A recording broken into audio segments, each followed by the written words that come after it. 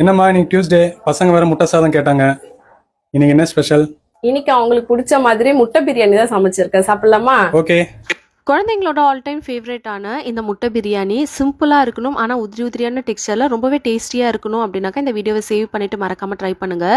வேக வச்ச முட்டையை ஒரு பாத்திரத்தில் மாற்றிட்டு 3 தக்காளி பழத்தை அரைச்சி ஊற்றிக்கோங்க. 2 டேபிள் ஸ்பூன் இஞ்சி பூண்டு பேஸ்ட், 1.5 ஸ்பூன் தனி மிளகாய் தூள், கொஞ்சமாக உப்பு, புதினா கொத்தமல்லி சேர்த்துட்டு நல்லா மிக்ஸ் பண்ணிவிட்டு அரை மணி நேரம் ஊற விட்டுருங்க. பிரியாணி பாத்திரத்தில் எண்ணெய், பட்டை, லவங்கம், ஏலக்காய், 5 பெரிய வெங்காயம், 4 பச்சை மிளகாவை சேர்த்து நல்லா சாஃப்டாக வதக்கிக்கோங்க. நம்ம மிக்ஸ் பண்ணி வச்சது அந்த முட்டை மிக்ஸை சேர்த்துட்டு நல்லா எண்ணெய் பிரிஞ்சு வர அளவுக்கு நல்லா சுருளை வதக்கிக்கோங்க.